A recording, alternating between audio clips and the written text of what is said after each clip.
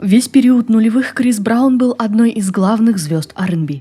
Несколько мультиплатиновых альбомов, десятки суперхитов, туры, приносящие сотни миллионов долларов. Но за обаятельной улыбкой и чарующим голосом все эти годы скрывался абсолютно иной человек. Привет, я Надин, и сегодня мы поговорим не о потрясающем музыканте и танцоре, которого называли новой версией Майкла Джексона, а о агрессивном абьюзере, который все эти годы был частым гостем в судах и реабилитационных центрах. Расскажем вам о его громких скандалах, девушках, которые стали жертвами музыканта, и почему его до сих пор не отменили. Ну а сейчас подписывайтесь на наш Телеграм, устраивайтесь поудобнее, мы начинаем.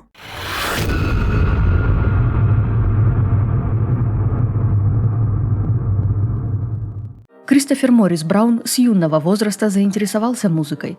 Он часто слушал альбомы, которые родители покупали для себя, выступал в церковном хоре и ходил по шоу талантов. В 11 одно из них он выиграл, после чего серьезно задумался о карьере музыканта. В 13 лет на Брауна обратили внимание Hit Mission Records и начали рассылать его демо по крупным лейблам. Крис проходил десятки прослушиваний и в один день оказался перед Диди. Но Компс не предложил ему контракт с Bad Boy Records. В итоге контракт был подписан с Jive Records, лейблом, который активно продолжал дарить миру суперзвезд. Крис стал одной из них. В июне 2005-го вышел дебютный сингл Run It, который молниеносно стал хитом. А в ноябре Браун представил свой первый альбом, который только в США стал трижды платиновым.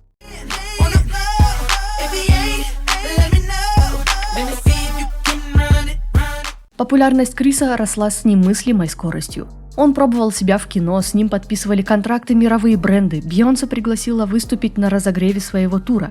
Браун стал популярен на весь мир. В ноябре 2007-го вышел второй альбом, который также добился мультиплатинового результата. Но в этот период он привлек к себе внимание не только музыкой.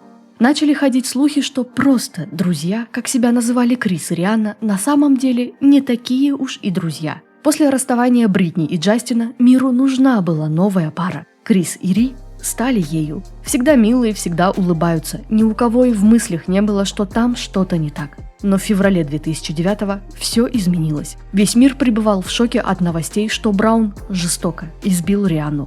После вечеринки по случаю будущей премии Грэмми, где они оба должны были выступить, пара уехала вместе. Далее Рианна якобы увидела на экране телефона сообщение, которое навело ее на мысль, что Крис общается с другой женщиной. Она начала расспрашивать его, что вызвало у Брауна раздражение, что она себе позволяет и как смеет так с ним разговаривать. Крис попытался вытолкнуть Ри из машины, и, исходя из дальнейших данных, пытался он сделать это на ходу. Но девушка была пристегнута ремнем. После неудавшейся попытки Крис ударил ее. Он продолжил вести машину и наносить побои, угрожая, что выбьет из нее всю дурь, когда они вернутся домой. Так пара проехала пару кварталов. Рианна попыталась дозвониться до помощницы, но та не ответила. Певица сделала вид, что на звонок ответили, и попросила вызвать полицию на домашний адрес. Девушка подумала, что это успокоит Брауна, но это только сильнее разозлило его. Он стал ей угрожать, что это последний день ее жизни. Крис вырвал телефон и вцепился ей в горло, что Ри начала терять сознание. Стараясь ударить его в ответ, она наконец смогла вздохнуть и закричала, что есть мочи, чтобы привлечь внимание. Очевидцы вызвали 911, и Рианна экстренно была доставлена в больницу. Браун сам явился в отделение полиции и был задержан. В июне 2009-го он полностью признал себя виновным. Раскаялся в содеянном, заявив, что был в состоянии шока, не помнил, что творил, и в жизни он совсем не такой, добавив, что чувствовал себя монстром. Не спал, почти не ел, постоянно был под кайфом и даже обдумывал попытки покинуть этот мир навсегда. Криса приговорили к 5 годам испытательного срока, полугоду общественных работ и посещению консультаций по вопросам домашнего насилия. А также был выдан запретительный приказ, согласно которому в течение 5 лет он был обязан держаться от Рианны на расстоянии 45 метров. А на публичных мероприятиях разрешалось сократить дистанцию до 9. Но уже через 3 недели этот приказ был нарушен. Рианна и Крис вместе отправились отдыхать в особняк Диди в Майами. Если верить Компсу, то он намеренно пригласил пару, чтобы те смогли все обговорить, побыть наедине и помириться. Помириться они, вероятно, и смогли, но отношения развалились. Далее Крис недолго встречался с Жасмин Сандерс и Драйей Мишель. Но, как стало известно, это был не единственный раз, когда Браун напал на Рианну. Один случай был в Европе, тогда он прижал ее к стене. В другой раз в порыве гнева он разбил оба пассажирских окна. У многих возник вопрос, почему певица не ушла от него сразу. Рианна была свидетелем частых драк в семье, отец неоднократно поднимал на мать руку, но при этом певица безумно любила своего отца. И некоторые психологи пришли к выводу, что она пример той модели поведения, которая старается закрыться от негатива, убеждая себя, что человек на самом деле другой. И согласно статистикам, женщины, видевшие в детстве жестокое обращение, чаще всего во взрослой жизни, не желая этого для себя, все равно выбирают именно таких мужчин, которых затем боятся и терпят годами.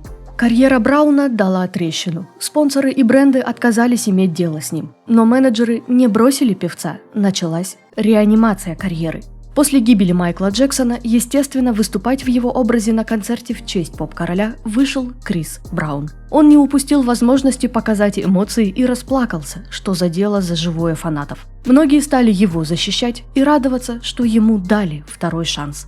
Рианна также дала ему шанс, и в феврале 2011-го были изменены условия запретительного приказа, которые разрешали в будущем обоим певцам появляться на мероприятиях вместе.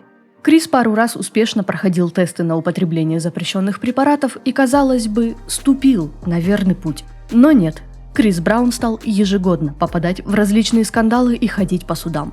Все в том же 2011-м во время интервью для Good Morning America после вопроса о трудном детстве Крис вспылил, схватил стул и швырнул его в окно.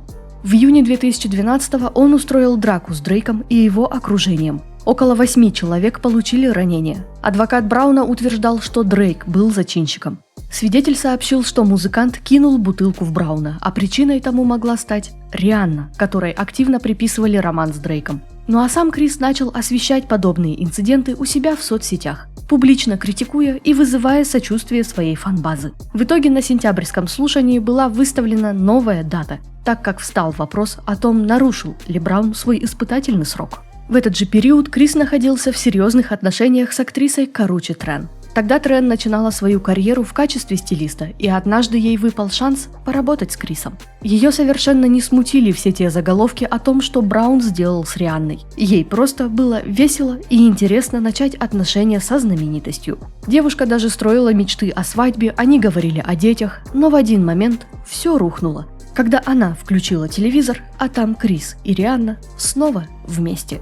Каручи рассказала, что в 2012-м она была в квартире своего бойфренда, когда Крис сказал ей, что ему нужно отойти.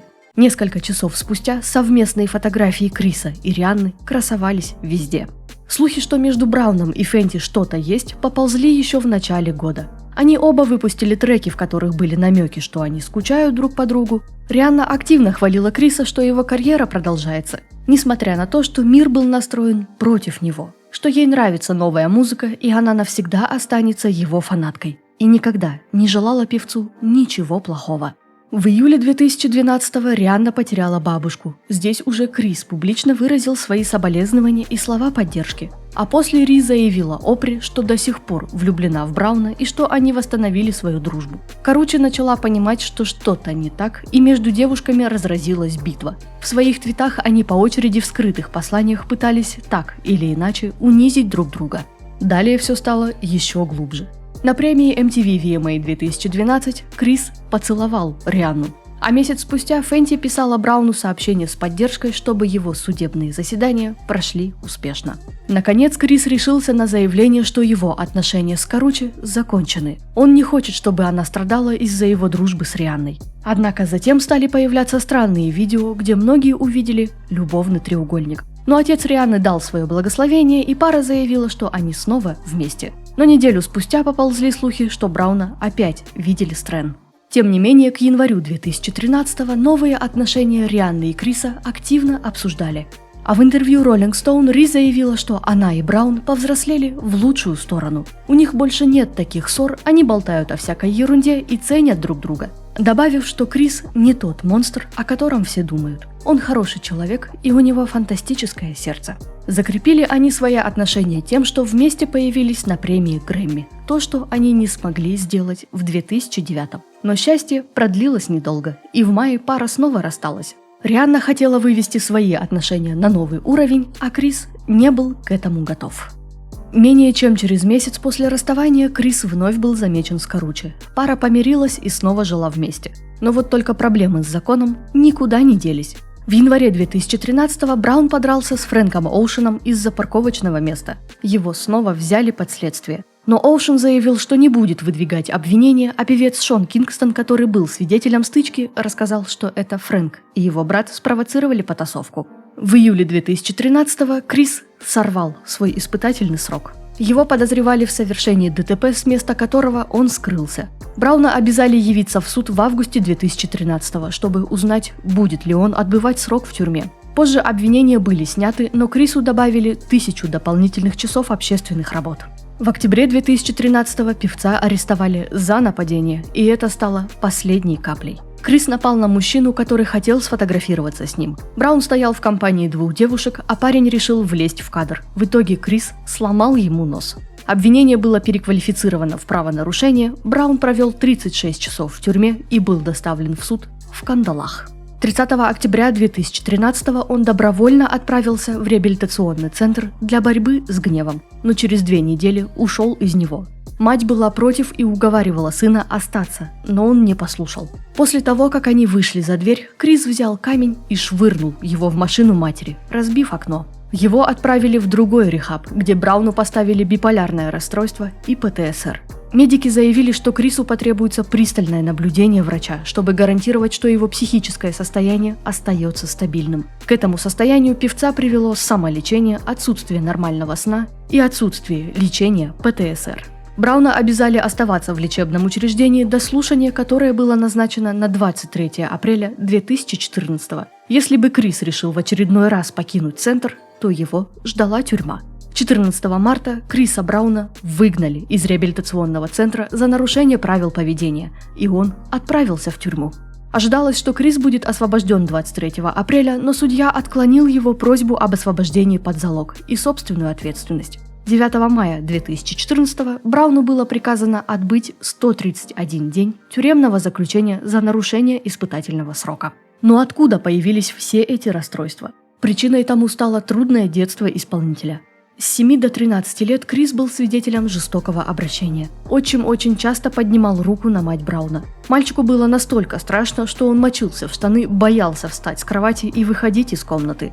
А также делился, что в один момент хотел схватить биту и ударить отчима так, чтобы его больше никогда не было в их жизни. Еще певец признался, что его половая жизнь началась очень рано. В 8 лет он попробовал новые отношения с 14-летней девушкой, объяснив, что на это влияла сельская обстановка, в которой он вырос, и для него все это было вполне нормально.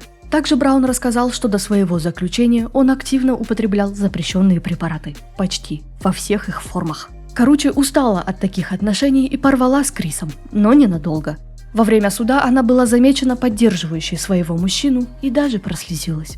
В июне 2014-го Браун вышел на свободу. И, возможно, можно было попробовать сохранить отношения. Но здесь на Трен обрушилась еще большая неожиданность. Девушка узнала, что у Криса вот уже 9 месяцев как есть дочь, которую ему родила модель Ния Гузман. Все разговоры о семье, детях и свадьбе оказались простой пустышкой. Крис этого не хотел. Но даже тут, в Каруче, теплилась надежда. Она готова была простить все предательства при условии, что теперь Браун будет действительно хорошим, любящим человеком.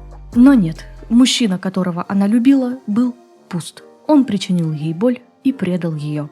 Кроме этого, добавился новый иск, который подал Шуг Найт за стрельбу, которая произошла на вечеринке в клубе, где организатором был Крис. В Найта выстрелили 7 раз, трижды ранив. Рэп-магнат обвинил Брауна за ненадлежащую организацию безопасности. В иске не говорилось, сколько денег хочет получить Найт, но он хотел, чтобы Крис Браун и ночной клуб полностью оплатили все его медицинские расходы. Адвокаты Найта также заявили, что клуб должен был принять особые меры безопасности, потому что вечеринки Криса давно имели дурную славу, где то и дело вспыхивали разборки то между бандами, то между обычными гостями.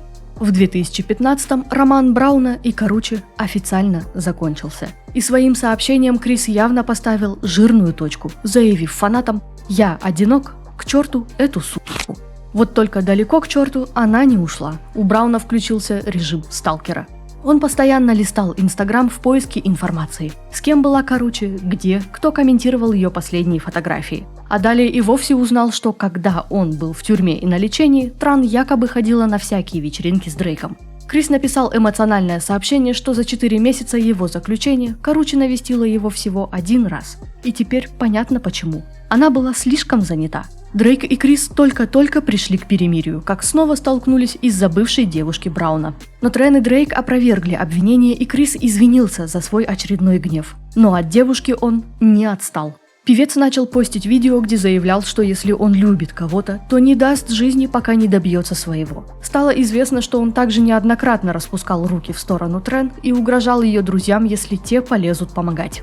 20 марта 2015 испытательный срок Брауна закончился, и уголовное дело, связанное с Рианной, было официально закрыто. Но поток обвинений и судебных исков продолжился.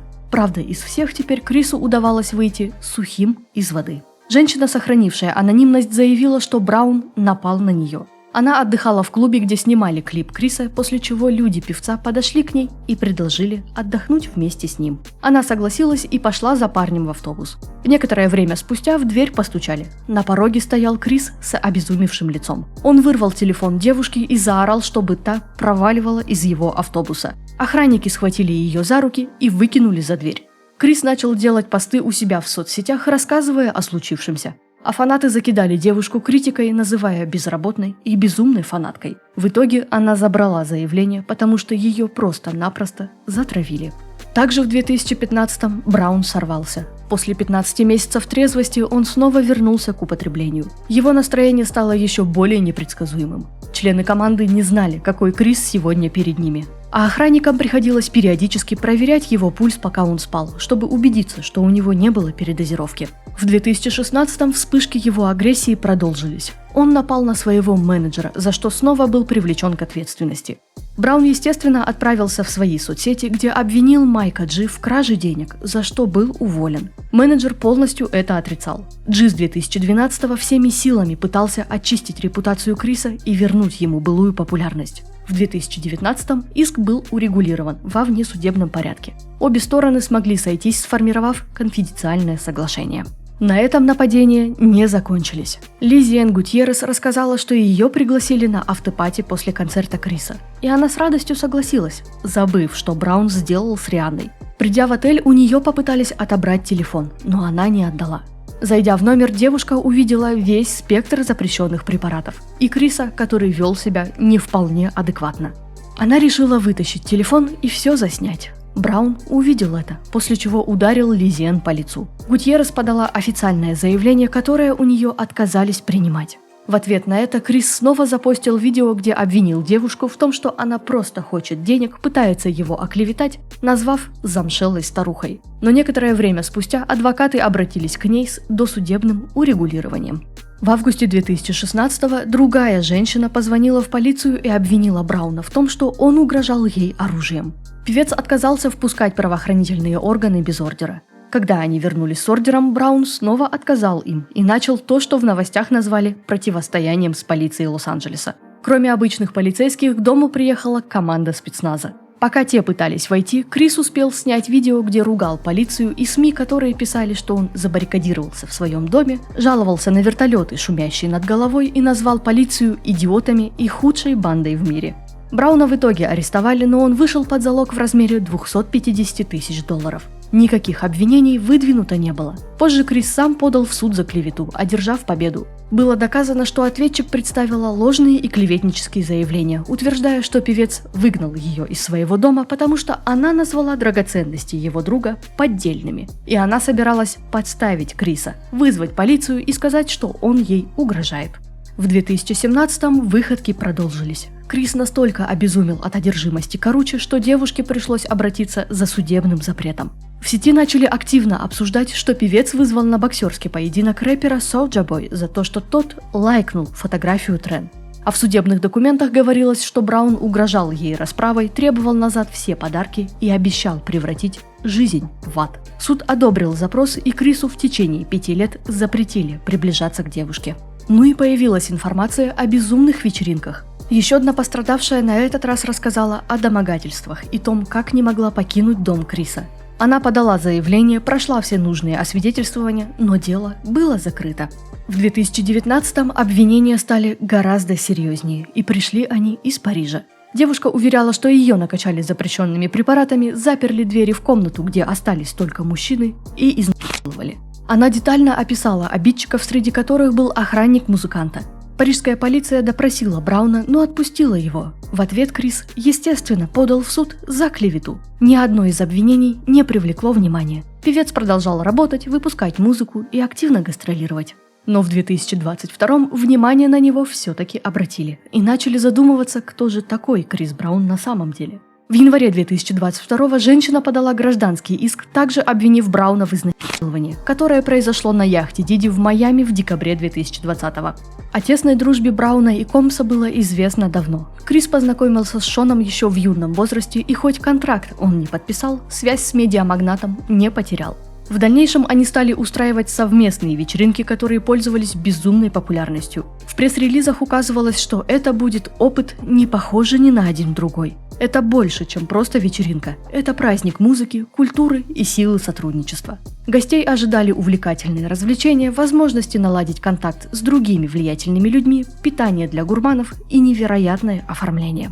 После начала нашумевшего дела имя Криса также фигурировало в исках, которые подавали против Диди. Официально оно указано не было, но завуалировано слова о том, что этот R&B-певец, лауреат премии Грэмми, у которого были проблемы с полицией после нападения на миллиардера с Баджан, разговорный вариант того, как называют жителей Барбадоса, также был замечен за контактом с несовершеннолетними. Вероятно, мир может узнать еще много интересных деталей, где Браун вполне может стать звездой не хуже Джей-Зи и его супруги. В новом документальном фильме, который вышел в октябре 2024 и который затронул тему обвинений в адрес Криса, девушка согласилась, сохранив анонимность, подробно рассказать, что же произошло в тот день на той самой яхте. Она приняла приглашение друга прийти на вечеринку, которая проходила на яхте Комса. Там она познакомилась с Крисом. Воспользовавшись моментом, девушка решила пообщаться поближе. Рассказала о своей карьере танцовщицы, они разговорились, после чего Браун вручил ей напиток, выпив который, разум затуманился. Крис предложил ей прогулку по яхте, чтобы побыть немного в тишине. Они зашли в комнату, похожую на спальню, где недолго поговорили. Девушка прилегла и окончательно потеряла контроль над телом. Она не могла подняться на ноги, чем Браун и воспользовался. После случившегося он написал ей, что нужно подумать о последствиях. Девушка ответила, что поняла, и приняла экстренный контрацептив. И сама предложила Крису встретиться еще раз, пытаясь обмануть себя, что если встретиться с ним еще раз, то эмоции от случившегося будут легче. Они продолжили общение по FaceTime, и Браун каждый раз подводил все к эротическим нотам. Звонил он ей раз в несколько недель исключительно по FaceTime, потому что там нет истории. Доказать что-либо девушка просто не смогла. Спустя год после случившегося она увидела историю другой девушки, в точности напоминающую ее, и решила рассказать свою, после чего с ней связалась Ариэль Митчелл, адвокат, которая работает с жертвами Диди, и уговорила, что ей стоит подать заявление, не раскрывая своей личности, дабы другие девушки нашли в ее словах силы. Иск был подан на сумму $20 миллионов. Была попытка привлечь внимание полиции Майами, но там девушку назвали сумасшедшей фанаткой.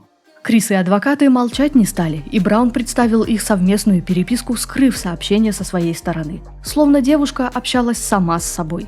Выставлено было все так, что это были добровольные отношения. Девушка сама демонстрировала знаки внимания Крису, используя непристойную лексику и делая селфи в обнаженном виде.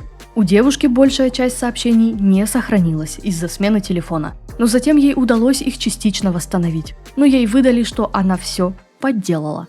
В итоге доказательств для ареста оказалось недостаточно, и Крис снова подал иск за клевету. Митчелл отказалась далее представлять интересы девушки, и в августе 2022 дело было прекращено. Также в этом году у него были проблемы с авторскими правами на музыку, но и тут дела либо были быстро урегулированы, либо иски просто отзывали. Вероятно, кому-то просто тихо заплатили, и всех все сразу устроило. Неравнодушных и особенно тех, кто борется за права женщин, все происходящее очень сильно насторожило. Сейчас большинство считают, что музыкальная индустрия покрывает Криса Брауна, ставив пример Р. Келли, которого также много лет обвиняли, но осудили лишь в 2022. С момента, как Крис вляпался в свои первые разборки, он продолжал работать. Выпустил еще 10 альбомов, у него очень активная гастрольная жизнь, стал отцом 3 детей, а его фан-база считается одной из самых крепких и готовы порвать любого, кто затронет кумира. Но так или иначе создаются целые петиции, которые призывают организаторов отменять концерты Криса. Одна из таких была запущена в октябре 2024 года. Организация Women for Change, которая занимается защитой прав женщин в ЮАР, требует отменить предстоящие концерты исполнителя, которые запланированы на декабрь 2024 года. Крис, следуя своей язвительной манере, узнав о петиции, тут же написал «Не могу дождаться, чтобы приехать». Близкие люди музыканта, в свою очередь, продолжают уверять мир, что у Брауна доброе сердце, и он просто хочет, чтобы его любили. Что он через многое прошел, что он не сумасшедший, и они делают все, чтобы Крис оставался музыкантом, которого любят миллионы. Но есть и обратная сторона. Люди, которые работали на певца, также не молчат. Один из бывших работников поделился, что Крис намеренно не делает никаких попыток для того, чтобы изменить свой образ жизни, снова стать здоровым и перестать фигурировать в скандалах, подчеркнув, что однажды парень упадет на самое дно. Однажды он нарушит это хрупкое равновесие между личной жизнью и карьерой, навредит себе или другому человеку настолько сильно, что все рухнет. Сейчас ему удается этого избежать из-за того, что рядом всегда есть кто-то, кто хочет позаботиться о Крисе Брауне. И пока его Team Breezy сильны и поддерживают, его популярность не угаснет. Ну и на этом все. Спасибо, что досмотрели до конца, делитесь в комментариях своим мнением, ставьте лайки, подписывайтесь на нас везде, где только сможете и захотите. А мы пошли работать над новым видео. Увидимся совсем скоро.